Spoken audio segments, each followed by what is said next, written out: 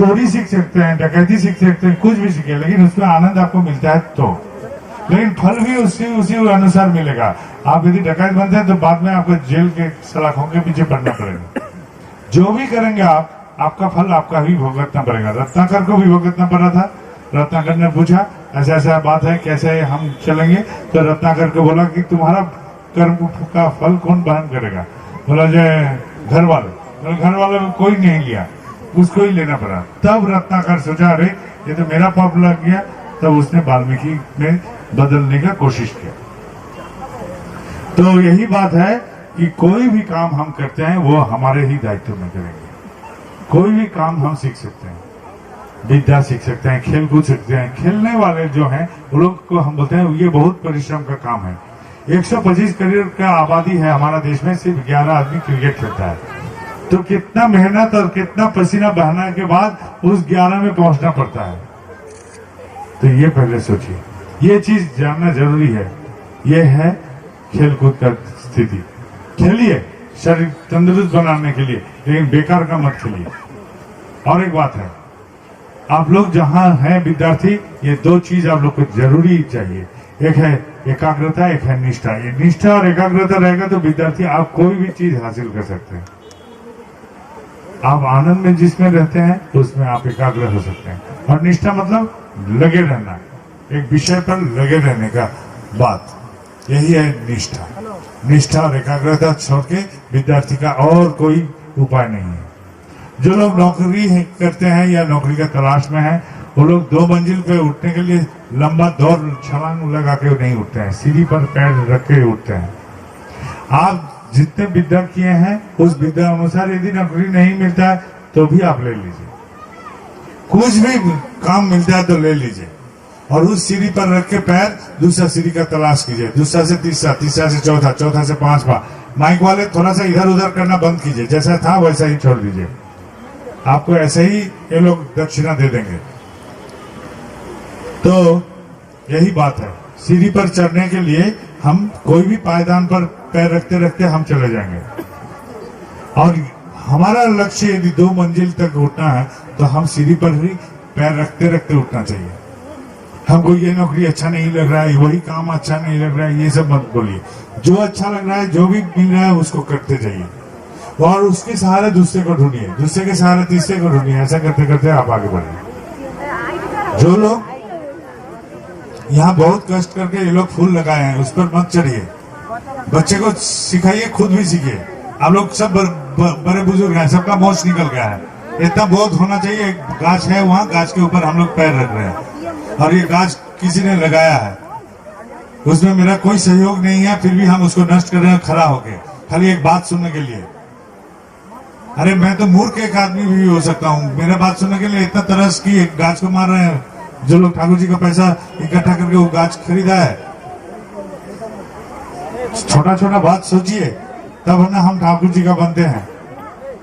तो बात यह है, जो लोग व्यवसाय करते हैं, व्यवसाय का पंचनिधि पालन कीजिए। व्यवसाय का पंचनिधि ठाकुर जी का मंदिरों में मिल सकता है, कर्मी लोग के पास सुन सकते हैं, या तो पत्र पत्रिका में मिल सकता है, ठाकुर जी का किताबों में मिल सकता है। जानिए क्या है पंचनिधि, ठाकुर जी का व्यवसाय का पंचनिधि जानिए, और जान के आप उसी ढंग से आप कीजिए, उसी ढंग से आप चलने का कोशिश कीजिए, व्यवसाय उसी ढंग से करने की कोशिश कीजिए।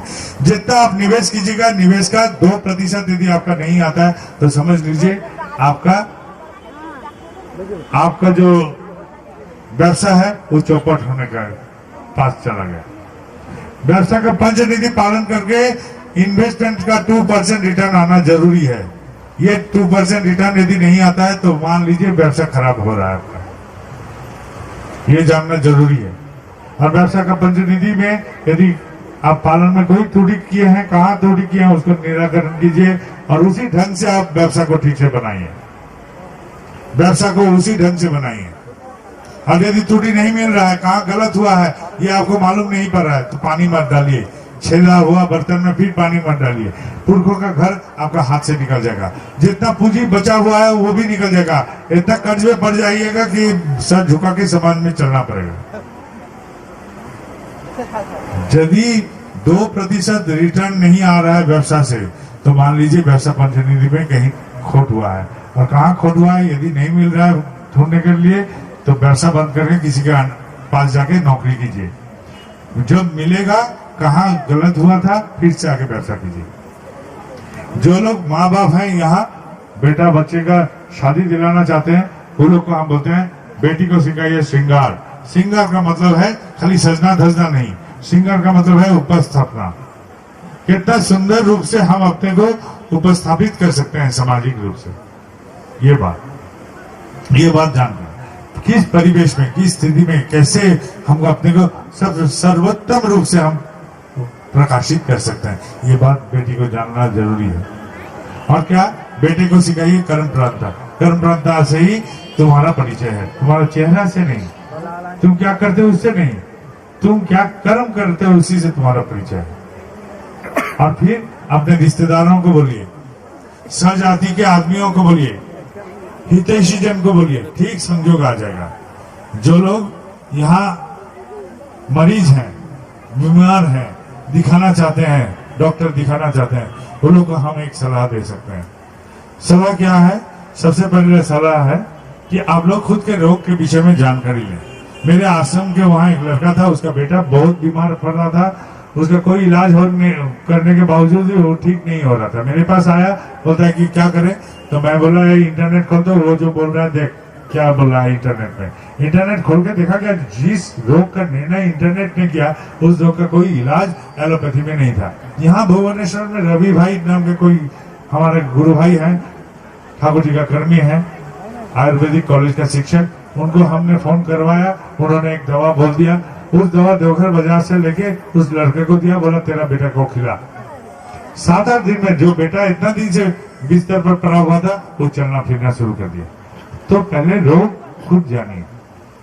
बड़े बुजुर्ग आप इंटरनेट नहीं खोल पाएंगे, लेकिन घर के जो बच्चे हैं वो लोग इसमें माहिर हैं, शातिर हैं, वो लोग फटाफट खोल देंगे। उन लोगों को मदद लीजिए। अपने आसपास के जो डॉक्टर हैं उन लोग से जानकारी लीजिए, चिकित्सा करवाइए।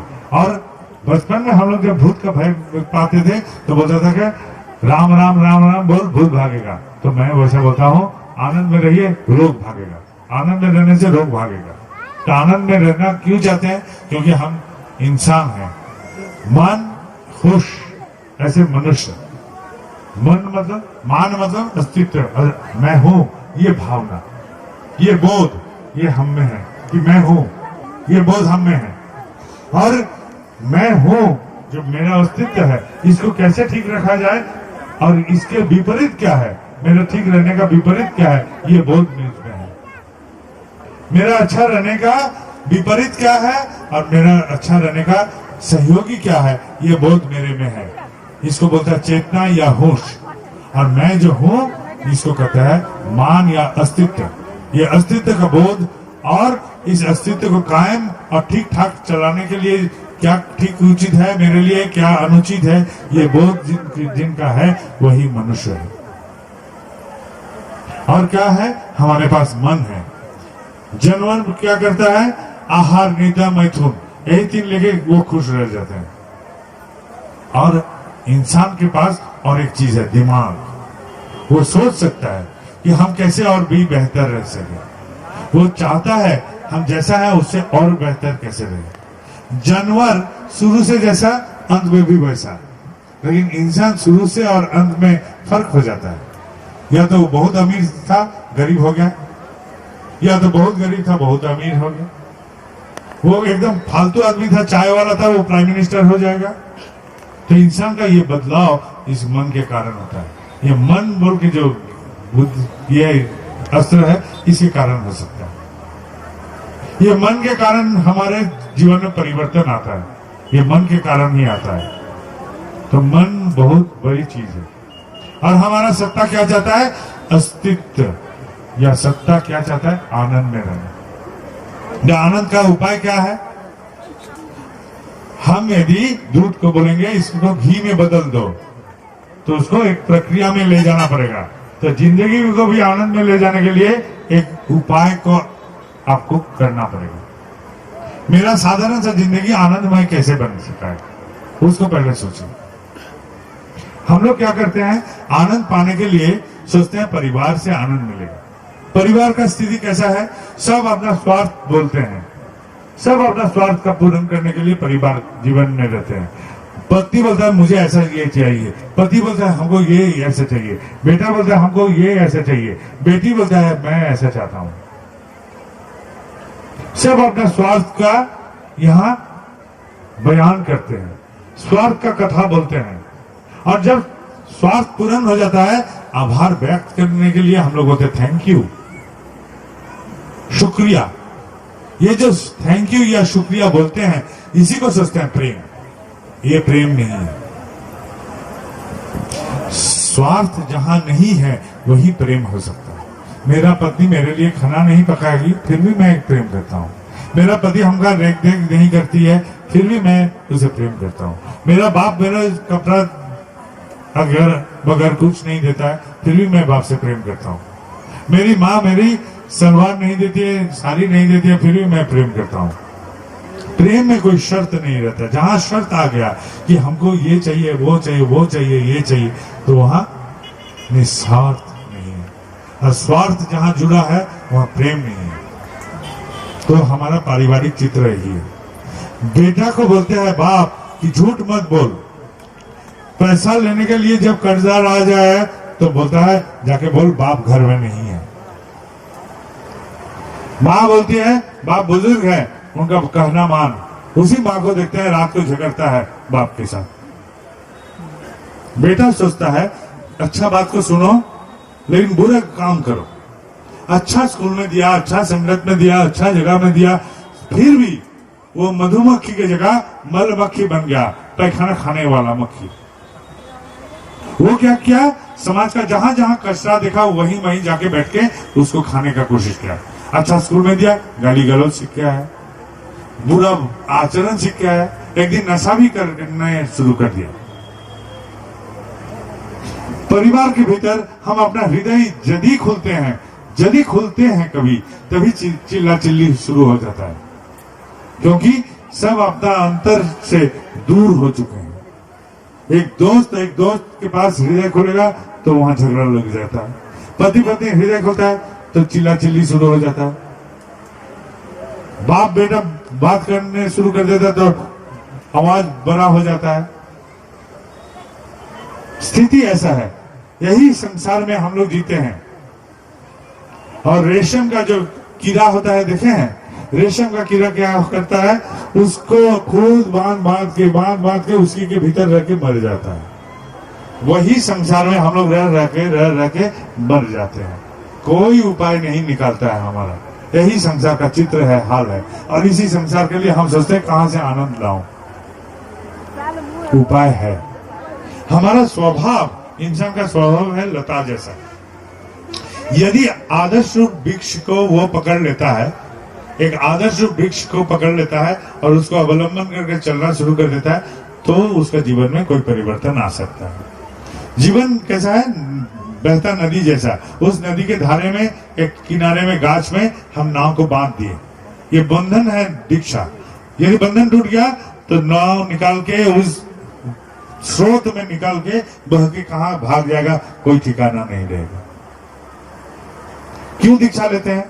क्योंकि एक गाय था, वो चरने गया था, मालिक के साथ सब चला गया, लेकिन वो गाय घास का लालसा में जंगल के किनारे रह गया, हरे भरे घास खाने के चक्कर में। और रात को जब शाम को जब बाघ निकला तो गाय ने क्या किया, उसको गाय को देखकर वो पीछे दौड़ा। गाय जाके फंसा एक कचरे के पोखर में। गाय फंसा पोखर में और गाय को पकड़ने के लिए बाघ भी फंसा पोखर में।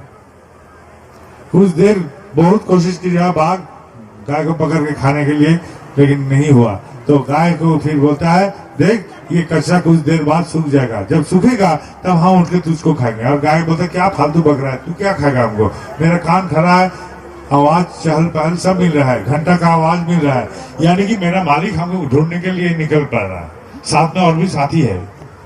मेरा मालिक तो हमको ढूंढ के उठा के ले जाएगा, मेरा तो मालिक है, तेरा क्या हाल हो रहा है। वहां तो भाला है, लाठी है, तेरा क्या हाल करेगा वो लोग सोचता, तेरा तो कोई मालिक नहीं। इसी कारण हम लोग को दीक्षा लेना जरूरी है।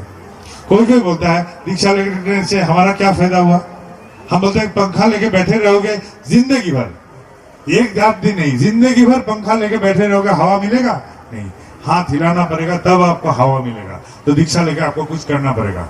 खाली दीक्षा लेके बैठे रहोगे कुछ नहीं मिलेगा।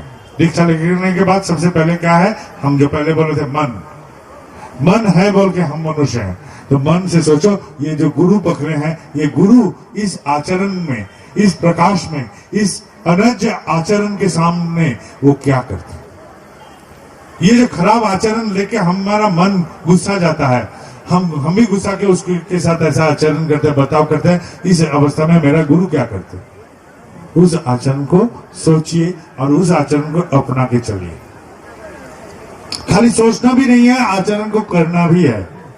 आपको इच्छा करेगा कि वो गाली दिया है, आपको भी गाली देने का इच्छा करेगा, लेकिन हम बोल देंगे नहीं, आप आपके गुरु के जैसा प्रकाशित करिए अपने को।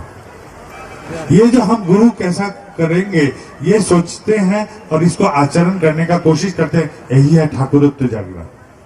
ठाकुरत्व नहीं जागने से कोई मेरा ठाकुर नहीं है, केंद्र नहीं है, वो चाहे मैं हूं या आप लोग भी हैं, सबका यही नियम है।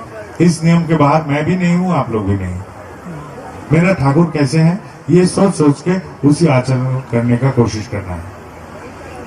और ये आचरण जो करते हैं, जैसा हम पैखाना करने के बाद सोच करते हैं, सोचना नहीं पड़ता है, सोच करे कि ना करे, सोच किया था या नहीं किया था, ये नहीं, वो ऑटोमेटिक करते हैं हम लोग, उसके लिए सोचना नहीं पड़ता है। यानी कि ये संस्कार में आ गया है, पैखाना के बाद सोच करता ही है, ये संस्कार है।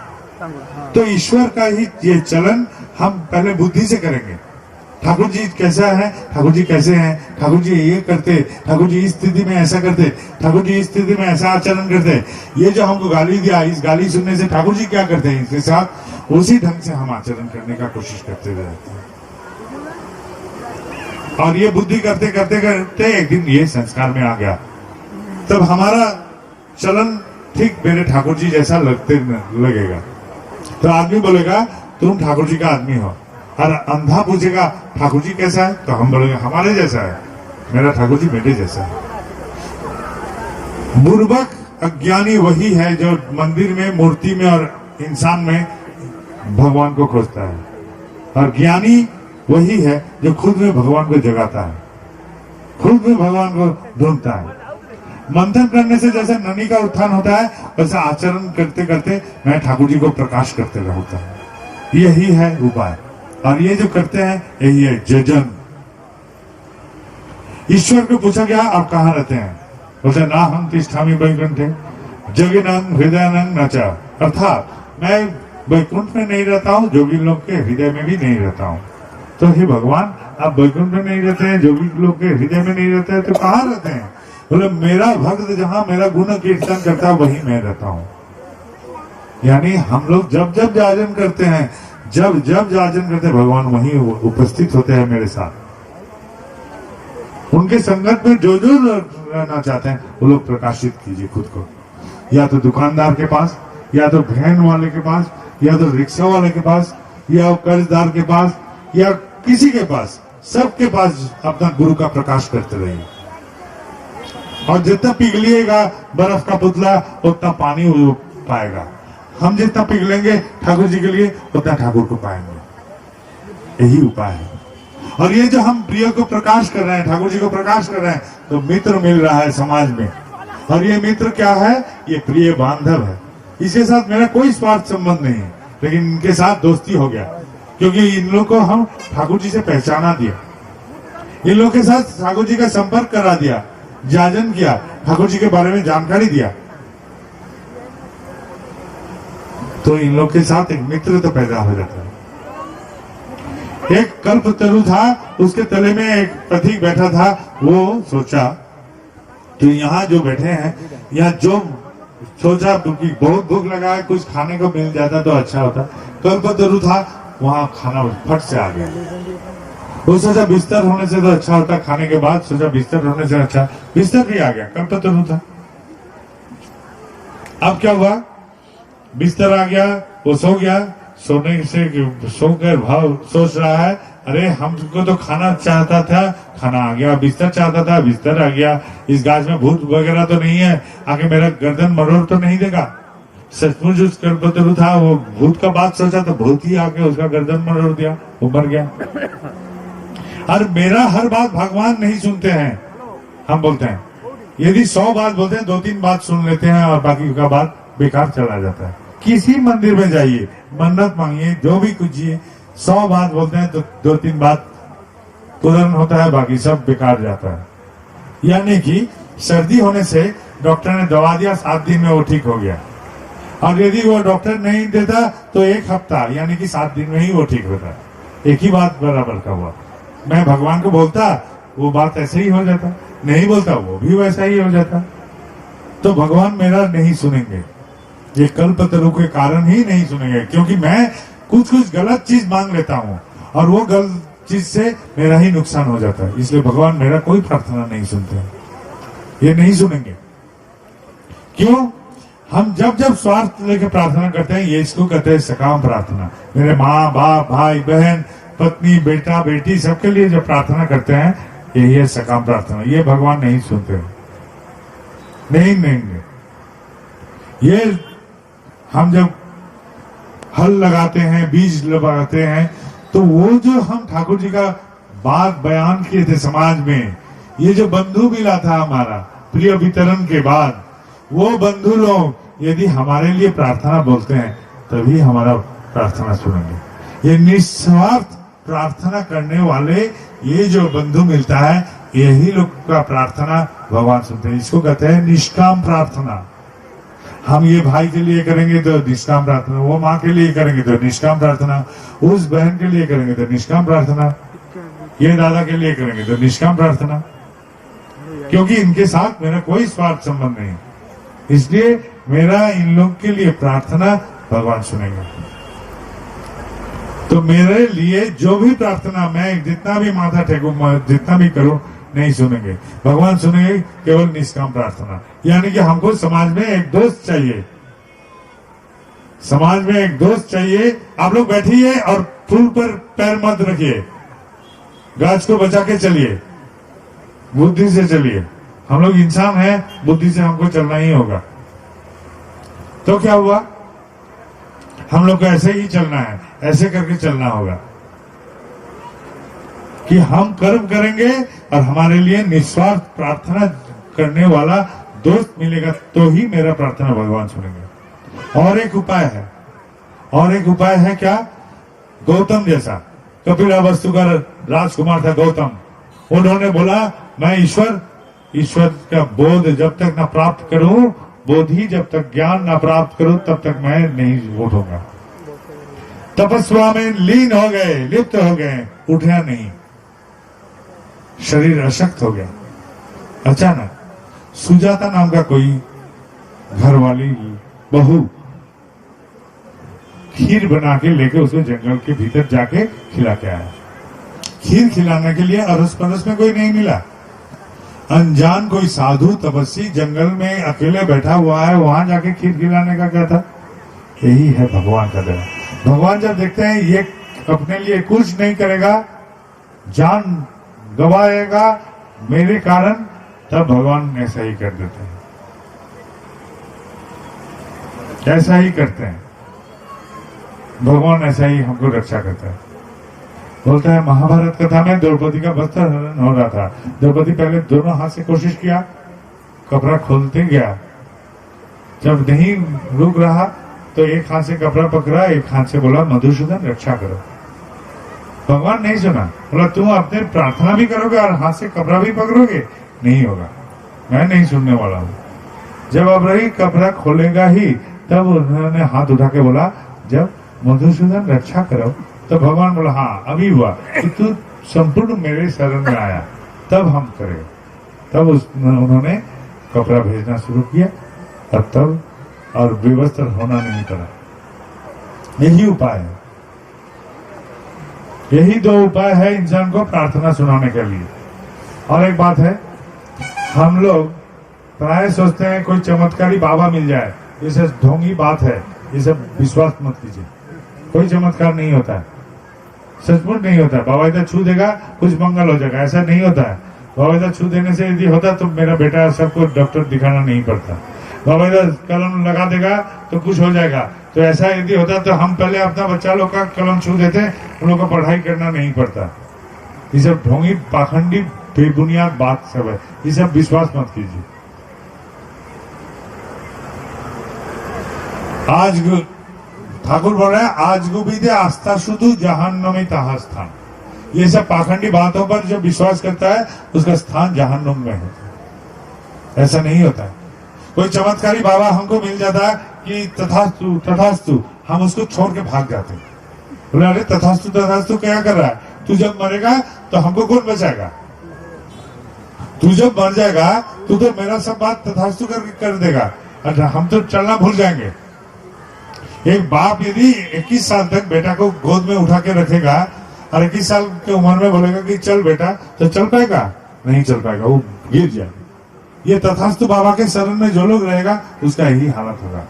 ऐसे तो तथास्तु बाबा नहीं होता है, वो तो पाखंडी कुछ बात बोल के तथास्तु दिखाता है, लेकिन कोई नहीं कर सकता है।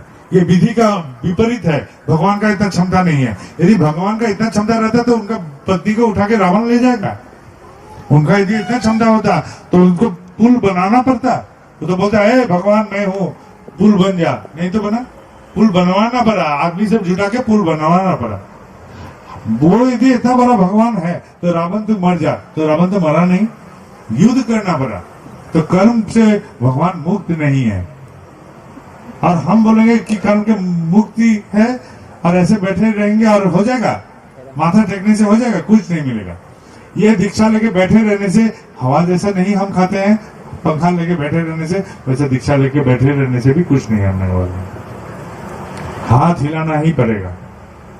भगवान को भी, रामचंद्र को भी सेतु बंधन करना पड़ा, रावण से युद्ध करना पड़ा। कर्म से वो भी मुक्त नहीं है, क्योंकि यही धरती का विधान है।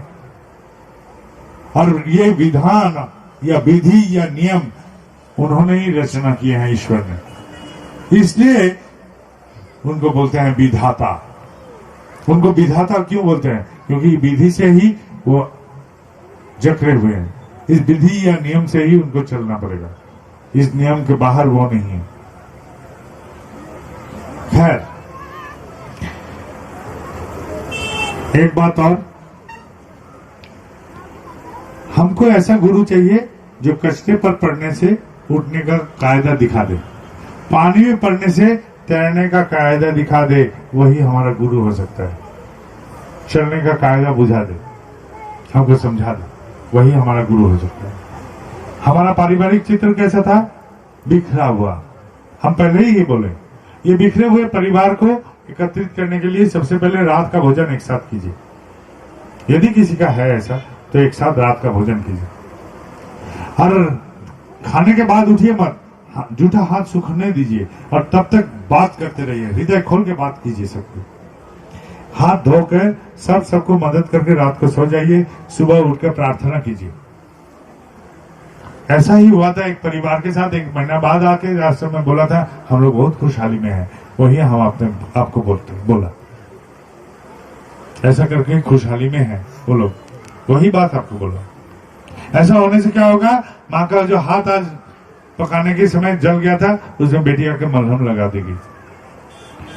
बाप कमर में हाथ लगा रहा था तो बेटा आके उसमें मालिश कर देगा। बाप बेटा को क्या बोलेगा कि देख बेटा, तू नशा करना छोड़ दे, बाद में तेरे साथ तेरे परिवार का बोझ आएगा, तू इधर उधर करके चलेगा तो तेरा जिंदगी बिखर जाएगा, जिंदगी नष्ट हो जाएगा, नरक सा हो जाएगा, तो नशा छोड़ दे। यदि हमको देख के भ्रमित हुआ है, भ्रम छोड़ दे, तू ठाकुर जी को देख के चल, ये है मेरा गुरु, यही है हमारा घर का मालिक, इनको देख के चल। ऐसे बन हो सकता है इस प्रेरणा से वो जो पैखाना खाने वाला मक्खी बन गया था मेरा बेटा, वो फिर से मधुमक्खी बन सकता है। माँ बेटी को बोलेगी कि तू रात को जब कपड़ा गीला करती थी तो गीले कपड़े हम बदलते थे, चेंज करते थे। तू जब रात को प्यास से भूखे रोती थी, मेरा नींद से आंख लग जाता था, दिन भर का थकान शरीर में आ जाता था, रात को जागने के क्षमता नहीं रहता था, फिर भी तुझे मैं दूध पिलाता था। आज तू इधर उधर करके चलती है तो मेरा मन में बहुत कष्ट होता है। ऐसा करके हृदय खोलने से एक परिवार बंधन में आएगा। इस पारिवारिक बंधन से तब कोई जगत का कल्याण हो सकता है, नहीं तो कोई करने वाला नहीं है। ईश्वर हमको पद बोलेंगे, उपाय बोलेंगे, लेकिन चलना हमको पड़ेगा। यही है मेरा